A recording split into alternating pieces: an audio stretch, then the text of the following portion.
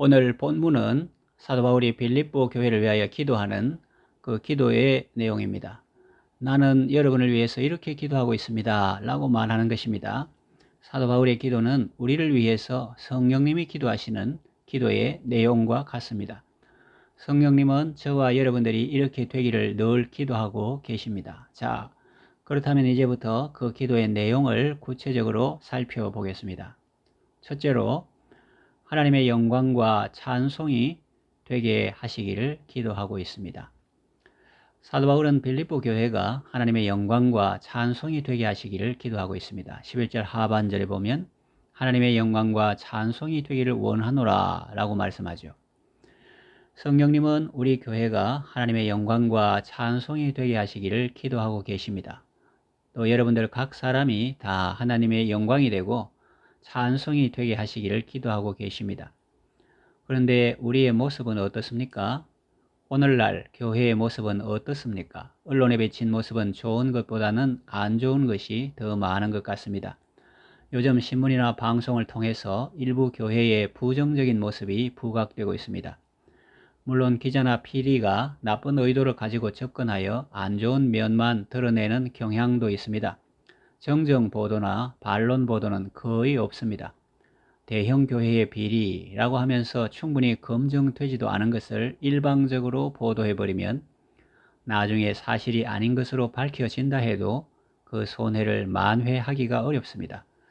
물론 사실인 경우도 있겠지요. 그래도 우리는 비난하는 사람이 되기보다는 기도하는 사람이 되어야 하겠습니다. 가룟 유다 한 사람 때문에 예수님 제자 전체를 비난하는 것은 잘못된 것입니다. 몇몇 교회가 사회의 비난을 받고 있다고 해서 전체 교회를 비난하는 것은 잘못된 것입니다. 교회는 주님의 몸입니다. 피 흘려 사신 교회입니다. 건물이나 조직보다 사람을 생각하시기 바랍니다. 여러분이 바로 교회입니다. 주님의 교회는 천성과 같아서 눈동자같이 아끼사 늘 보호해 주십니다.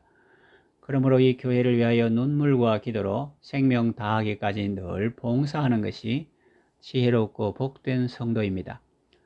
왜 눈물이 필요합니까? 왜 기도가 필요합니까? 그것은 우리 가운데 연약함이 있기 때문입니다. 우리가 상대방을 돌 던지고 비난하기는 쉽습니다. 그러나 눈물로 기도하며 사랑으로 섬기기는 어렵습니다. 지상교회는 완전하지 않습니다. 베드로후서 2장 2절에 보니 여럿이 그들의 호색하는 것을 따르리니 이로 말미암아 진리의 도가 비방을 받을 것이요 했는데 말세에 이런 현상이 나타난다는 말입니다. 그러나 우리는 깨어 진리의 빛을 비추어야 하겠습니다. 아버지의 이름에 먹칠하고 교회를 욕되게 하는 은행이 아니라 아버지 이름을 빛내고 교회를 빛내는 사람이 되어야 하겠습니다. 그것이 바로 사도 바울의 기도입니다.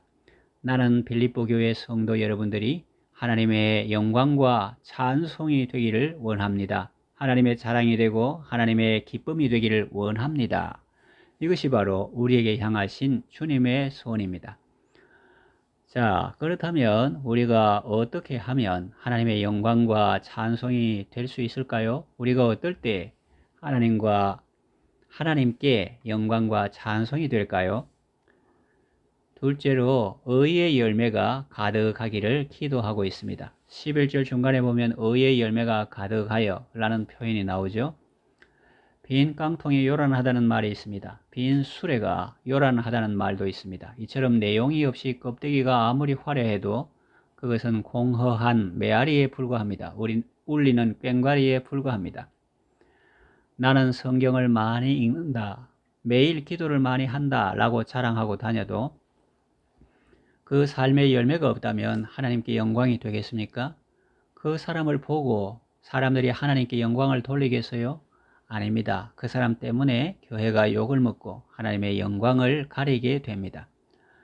나는 교회를 오래 다녔다, 직분도 있다 라고 자랑하고 다녀도 그 삶의 열매가 없다면 하나님께 영광이 되겠습니까? 안 되겠죠. 그렇다면 언제 사람들이 하나님께 영광을 돌리게 됩니까? 우리가 입술로만 아니라 삶으로 예수님의 제자가 될 때입니다. 소금처럼 자신이 녹음으로 세상을 맛이 나게 할 때입니다. 또 빛처럼 촛불처럼 자신을 희생함으로 세상을 빛나게 할 때입니다. 마태복음 5장 16절 이같이 너희 빛이 사람 앞에 비치게 하여 그들로 너희 착한 행실을 보고 하늘에 계신 너희 아버지께 영광을 돌리게 하라고 말씀하셨습니다. 착한 행실이 있어야 합니다. 의의 열매가 가득해야 합니다. 여러분에게 이런 은혜가 있기를 바랍니다. 자, 그렇다면 우리가 어떻게 하면 의의 열매가 가득한 삶을 살 수 있을까요? 세 번째 기도 내용으로 이어집니다. 세 번째, 그리스도와 연합하기를 기도하고 있습니다. 11절 상반절에 예수 그리스도로 말미암아 라는 말씀이 나오죠. 열매는 저절로 맺히는 것이 아닙니다. 나무가 없고 가지도 없는데 열매만 덜렁 열리는 경우는 없습니다. 가지가 나무에 붙어 있을 때 많은 열매를 맺을 수 있습니다. 예수님은 이 진리를 요한복음 15장 포도나무 비유에서 우리에게 말씀해 주셨습니다. 요한복음 15장 5절 나는 포도나무요 너희는 가지라.